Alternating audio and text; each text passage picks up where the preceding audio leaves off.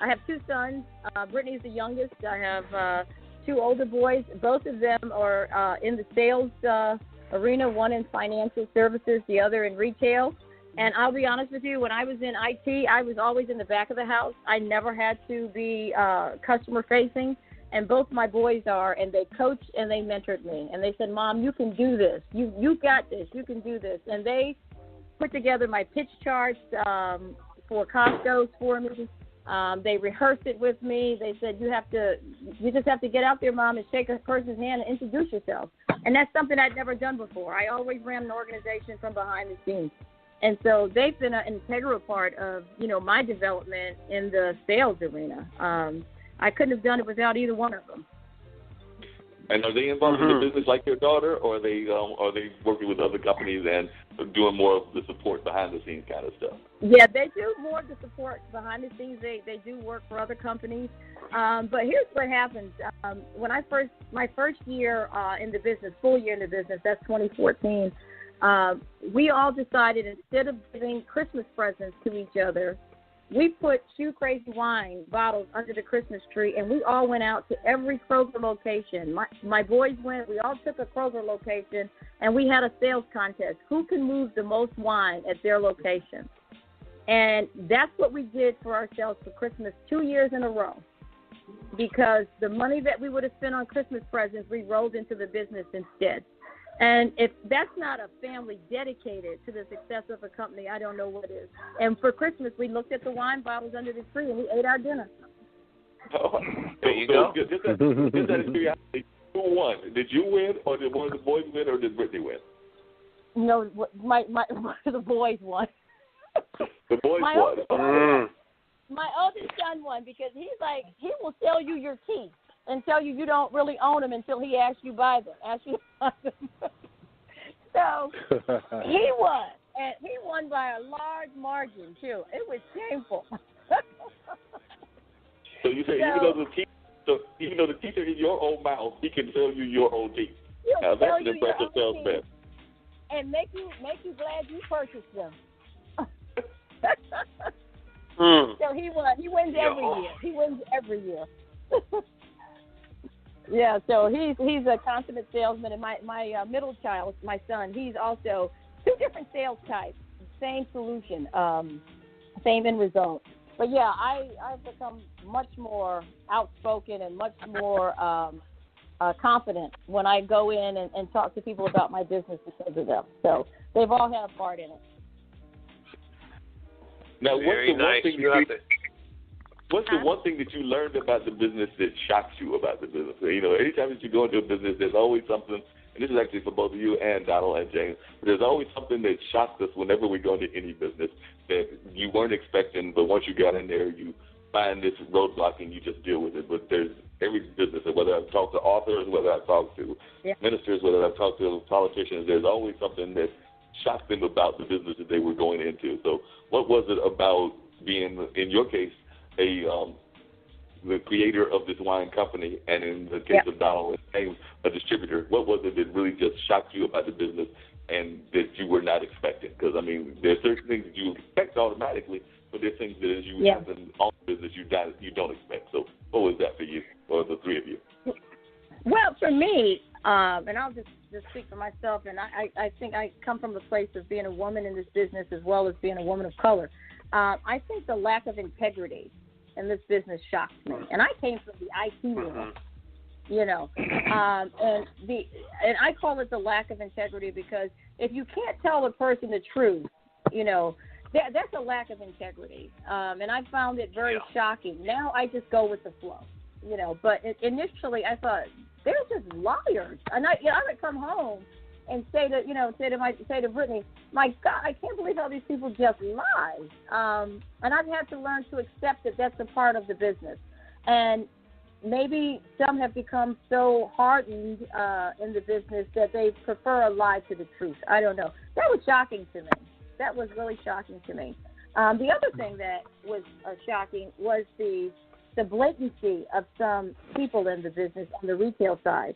I had someone tell me to get down on my knees and beg him. And if I got on my knees and begged him, he would bring my wine in. And I just went, well, sir, I've been my knees in no man. I'm are going to pass.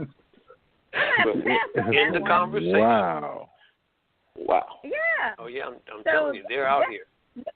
That has been shocking. That was shocking to me. Now it's like it rolls off, like armor, But initially I was just like, what in the world? What have I got myself into? Yeah. Mm-hmm. Yeah, that's different. That's very different. And what about you, Donald? What was something that shocked you that you weren't expecting? I mean, you've done a lot of different things. You've done radio in the past. You've done definitely been a jazz promoter, both you and James, and then now you're doing the wine industry. But just in terms of the wine business as well as just business in general, what was the one thing that really just shocked you that you learned as you have developed a portfolio group and just your businesses in general? I'm probably 90% of where Gwen is, just the lack of integrity, the lack of honor with some of the business owners. Some you've known for years, and they ignore you like you don't exist when it comes to bringing a product after years and years of being there to support them at no compensation. They turn their back on when you come with a product or service. Like, and it's amazing to me. I've run into that a few times, and believe me, I have a long memory. And it's a shame that, especially when it comes to minority businesses, when we're there to support, and you've got that background and you've got a history of your own personal integrity that they know about already, but they still won't do business with you.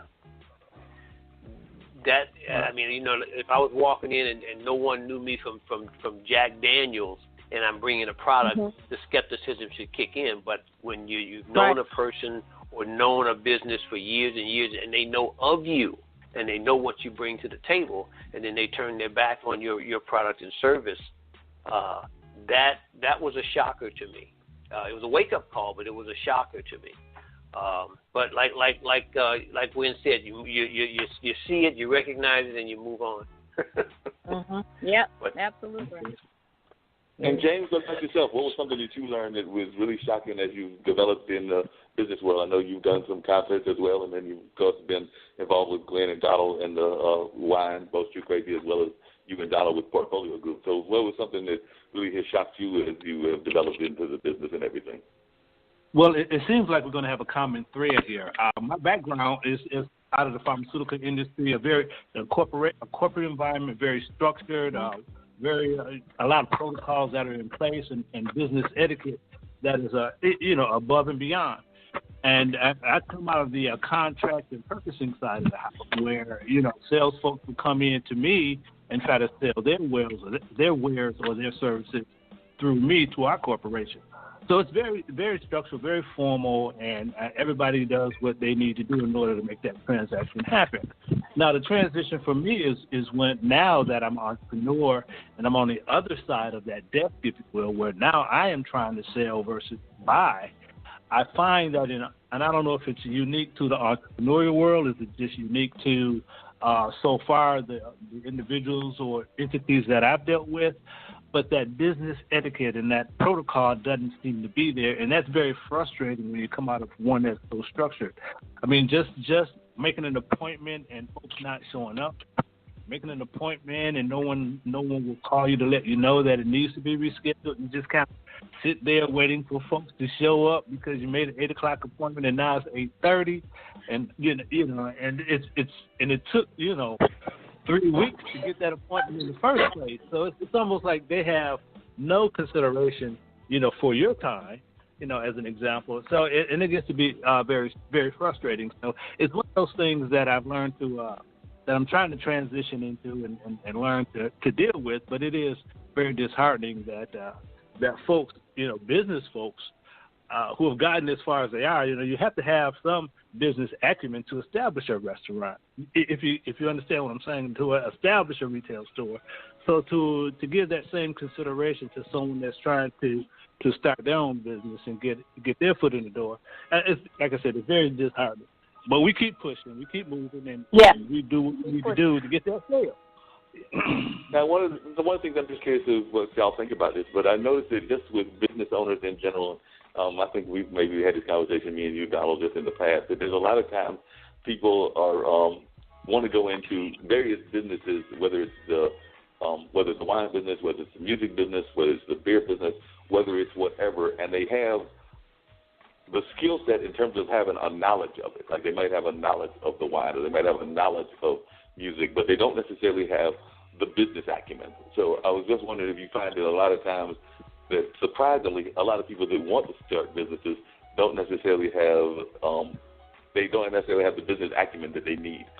There seems to be a lot of dreamers out there, but not folks that necessarily have done the due diligence in terms of their studying of the model. So it sounds like the one thing that Gwen did is that she didn't just like leap into this without any sort of studying what she was doing. It sounds like you actually did the homework that you have to do to open a business, whereas I find a lot of people that they like the glamour of the business and the idea of being in the business world, but they don't necessarily want to do the due diligence.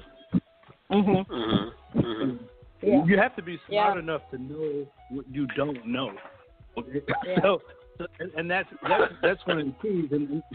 And a lot of entrepreneurs, particularly startup entrepreneurs, don't know what they don't know. So some ego will still push them to drive that business, but they could drive it into the ground if they don't wise up and say, okay, I don't have this skill set, so maybe I better outsource a contract to get that skill set in here, whether that be in the form of another person or a consultant or whatever the case may be, to make that work for that particular organization or entity. Otherwise, if you don't recognize that, and if you don't have that self-awareness, then it's going to be problems for that business. Gwen, I was just wondering, you coming out of the IT world, and I know that a lot of IT is definitely a very academic-oriented field. You have to go through all kinds of studies in order to be an IT person. Actually, our guest next week is started the Art of Cool Festival, comes out of the biostats world. So I know that a lot of times those fields are very much academic grounded and things of that nature. But I was wondering, as a business owner, do you think that maybe our high schools and definitely our colleges are not necessarily doing a good enough job of teaching people true business skills, like in order to actually, they might be encouraging people to go into business, but are our universities and our colleges and definitely our high schools doing enough to encourage people to actually learn the business model in your mind? I think it's a kind of a double-edged sword, right? Because from an academic perspective, you don't really get a lot of hands-on, and I think that's what's missing. So, for instance, if I wanted to go to school and say I wanted to, start a technology company, right? The book learning is there, but the mentorship is not. And, interning is one thing. If you intern at a company, a lot of internships are grunt work. They want them to be the gopher, basically. Right. I got free labor for the summer, but what you don't have is a business person. Let's say, I'll just use Donald, James, myself, and Brittany, right? We could go into a university and say, here's what you really need to do. Here's where, the reality. Professor's going to teach you this, but here's the reality of running a business, and here's where you're going to hit roadblocks. Here's what you need to do when those roadblocks happen. That's what's missing. We've got the academia piece, don't have the reality piece, and I think, that's something that's desperately needed. And people think internship is that, but it's not.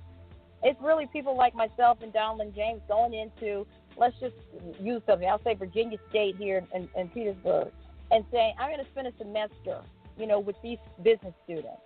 One day a week, I'm going to come in and tell them what a hell of a week I had, and here's the challenges I had to overcome this week. That's what's missing. So, I think if we can incorporate something like that into the academic system, I think we would have more kids coming out prepared for success in business or successful failure. That that happens. Right.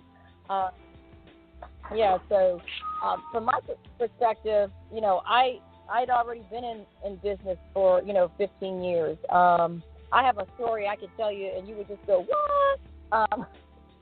As to how I got to that